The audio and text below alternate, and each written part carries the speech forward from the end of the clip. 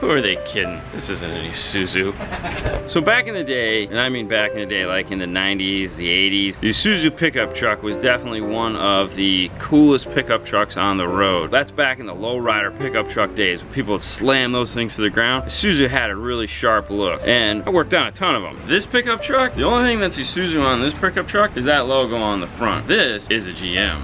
So what we got here today, we're gonna go ahead and pull this radio out and put a Pioneer video screen in it and add a backup camera. Now, regardless of who actually made the pickup truck, I really don't care. I'm just having a good time with it. Let's take a look at this dash because Fernando just pointed this out to me and it kind of has me worried.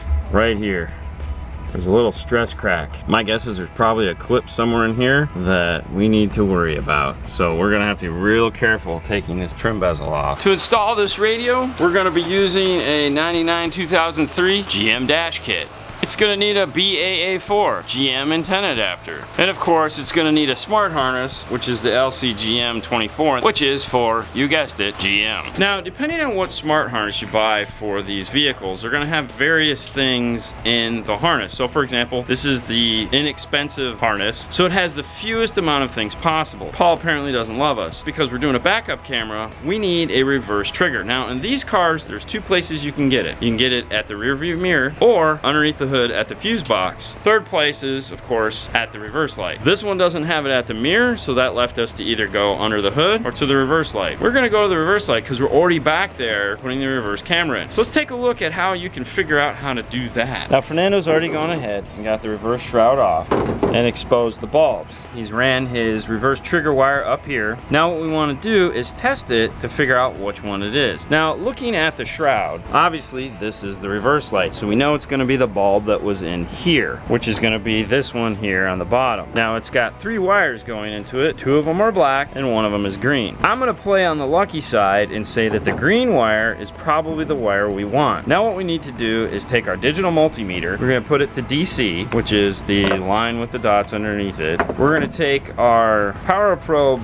wire probe. We're going to put our red probe into that, and we're going to put our black probe into ground. Now I'm going to go put the car in reverse for him. Alright, so when you see that 12 volts on there, that's the wire you want. Thing to keep in mind, especially on GM, you need to start the car because on some of the GMs, the reverse lights only come on when the car is running. It's really weird. Now with this one, you do have to cut this middle section out here. This looks like crap on this radio because of how thick it is, so I'm not even going to finish with this kit. Now we're going to use the BK-GMK 4220. Alright, so why do I not want to use this kit? Well, so if you could see right here, see how thick this area is here, and see how thin this area is here. So what that's going to do for us is, we've talked about this before, how thin these radios are now. See how thin this lip is right here? So when we go to put this kit over it, see how deep this is set in there now? You know, so it's in there really far. Now when we use this kit, perfectly flush. If you're doing a 7-inch motorized face, that kit would be fine. Those stick out a little further. These don't. So let's get back to this. Let's get this kit ready. Now the easiest way to know which one of these you need to break off is just grab the factory radio and compare these brackets to the factory radio's brackets. Most GM, it's just going to be these frontmost connectors here. It's what we call the 2-1. You have 2 screws on one side, 1 screw on the other side. Now this is just going to snap into place. 2 screws always go on the driver's side. Just go ahead and slip that over just like that. Line up your gaps and screw it in. Alright, so the radio's all set, gaps are good. We're going to set this aside and move on to the wiring harness. Alright, so we have the smart harness for this car, which we said we're going to use the LCGM24. We've talked about these before. This has enough current on the output here to just turn on a radio. We're also going to add a backup camera. So in order for this to do that, we're going to need a relay. We're going to show you how to wire up this relay to this harness, or any harness that is that may need a relay. First, we always clean off all this tape that they put on their harness. Now keep in mind, a relay is kind of big, so you're going to want to make sure you have room in the dash for it. So you may want to either put it out here or somewhere along in here so that you have some place that if you need to, you can tuck it off to the side, because you still have this big box to put somewhere. So don't be afraid to make it a little bit long. Now for the relay, you're going to need a couple pieces of wire. I like to do color coded, but that's up to you. We have a piece of yellow for constant, red for the new accessory, and a black for ground. I'm gonna go ahead and put female connectors on all of them. All right, so now looking at the relay, there's a bunch of numbers on it. You have 86, 85, 30, 87, and 87A. How this works is the two on the outside here. These are the charge. So when you have your accessory come in here and your ground going here, when these two power up, it pulls these two together. So, well, let me show you. Here's the inside of a relay. It has this little coil right here, and what happens is when it charges, pulls this little lever like this and connects the two. These two here can make contact and actually do something. You have your low amperage coming in here and a ground coming in there, and then you have your high amperage here and your output there, and that's how that works. 85 is going to be our accessory output from our module. 86 is going to be our ground. We're going to go ahead and connect yellow to 87, and then we'll connect our new accessory output to 30. And the one that will not be used is the middle one here, which is 87A. So now all we need to do is go ahead and solder these two guys into these leads here, and we'll now have the appropriate amount of power to power up the radio and the backup camera. Now since we're going to go ahead and solder up some wires, we'll go ahead and solder in the backup camera as well. Alright, so we have the car side of the harness prep. In this particular harness, there's two orange wires. There's an orange and an orange white. They're both illuminations. Now what we want to do is take the harness into the car and see which one, if either, actually has a wire on the other side of it so we can use it to dim. In this case, neither one of them and also the blue wire have anything on the other side of them, so we can just go ahead and cut them off in the harness. Now we're ready to go ahead and connect our aftermarket Pioneer harness to it.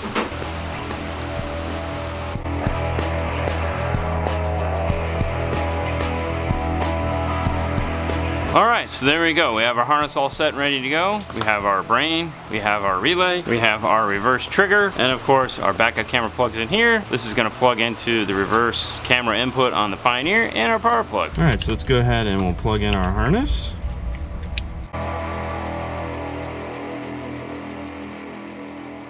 Now we need to test the camera, so make sure you go into your camera settings and turn on the camera.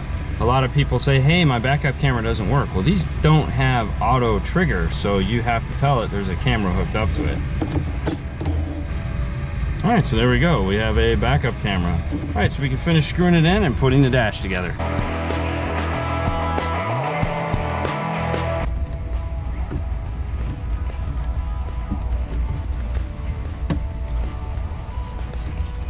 Alright, so here we go. Here's the camera. This is, of course, my favorite camera that we often talk about. You can loosen these two Allen keys here and tip this, so that's why we have a great picture of the ball. Alright, this guy's done. And now on to the next one.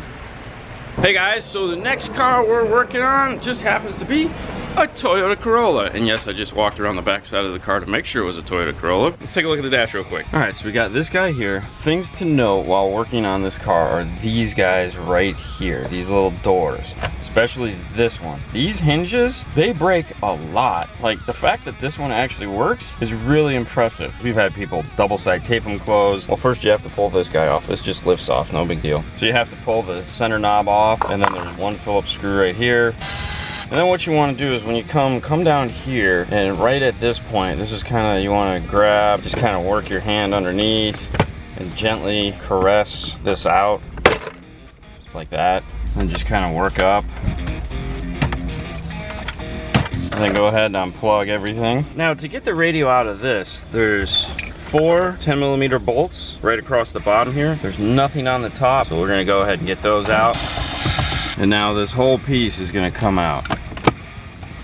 And once you get the bottom a little loose, you want to, yep, there you go. All right, let's take this over to the bench and we'll put the new radio in its place. Once you get the radio out of the dash, you need to remove the radio from this front housing. Basically what we have here is a set of clips here and then 2 more on the other side. So what you want to do is kind of take a flathead screwdriver and just kind of work this area up here at the same time, kind of pry these up. Now you also have 3 more pins that stick up that lock into this. So you gotta kind of get in there, and once you get it out a little bit, just like that, you flip it over to the other side and you repeat the process. and then it pops right off, and you're done with this. You don't need any of the brackets or anything like that. Now the kit we used for this is the BK-TOYK 958, and of course we used the 1761 harness, which is right here. We've already got that made up. So on the kit itself, it only really has these little nipples on the top that are gonna pop into here. So all you gotta do, go ahead and slide it into place. Just like that, and you're done. That's all you gotta do. This goes on a heck of a lot easier than it comes off. So at this point, we're ready to go into the car.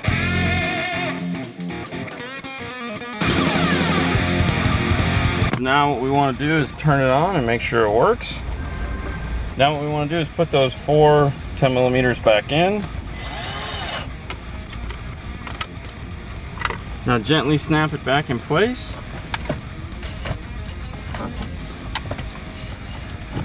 Make sure your wires are out of the way.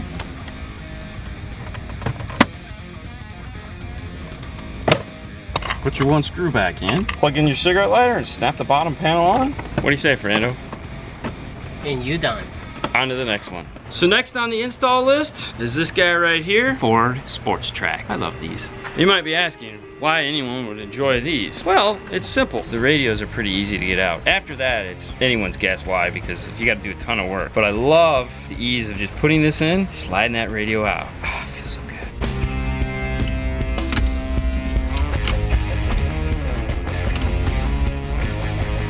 So what we need to do for this install is we need to go ahead and remove this bezel, because we have to sand this top lip and this bottom lip. To do that, there's a 7mm bolt here and here.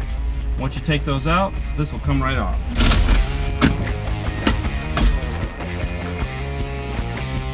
For this install, we're going to go with the new AVH 1330 NEX.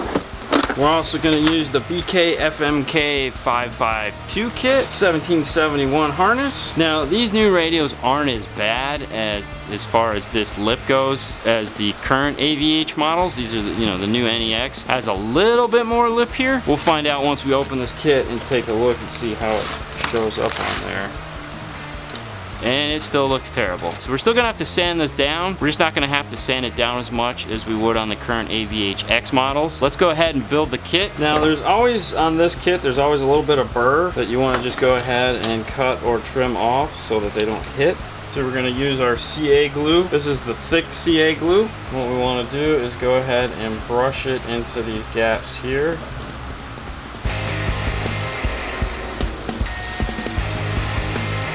All right, give it a minute, let it dry and get nice and solid. Once we're done with that, we'll go ahead and flip it over. And now what we want to do is sand these down. To do that, we're going to use our roll lock sanding disc on our die grinder.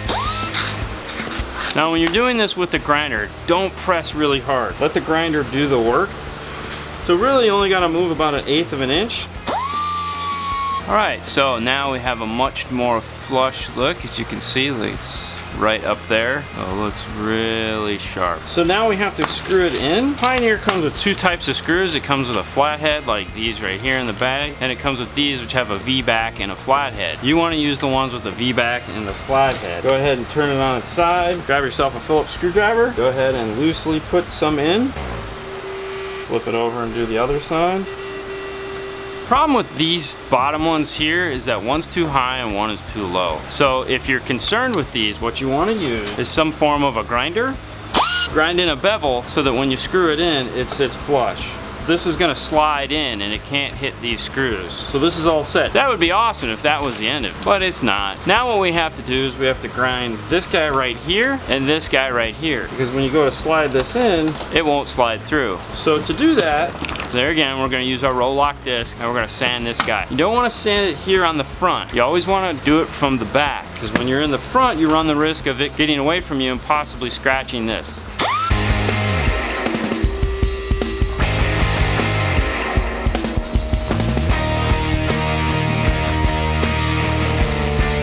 So once you're done, you're going to want to blow this thing off, wipe it off, whatever, because grinding it off makes quite a mess. Take the radio and go ahead and put it through the hole. You want to make sure that it moves freely top and bottom. Don't grind anything off of the left or right sides. What you want to do is start by putting one side in, turning it on its side like this, and then take a painter's tool and you can kind of feed it just like this, and now it'll slide through. Push it in until you hear the first click. And that'll leave the radio flush, but it doesn't sit flush on the bottom. So what you want to do now is go to the second click. Painter's tool again, go into the side, pry it up, just wiggle it a little bit. You'll hear another click. Repeat the process on the other side. Now what you'll have is a perfectly flush radio, and it's in nice and secure. So now when we go to reinstall it, we're just gonna plug it in, set it in the dash, put the 2 screws back in.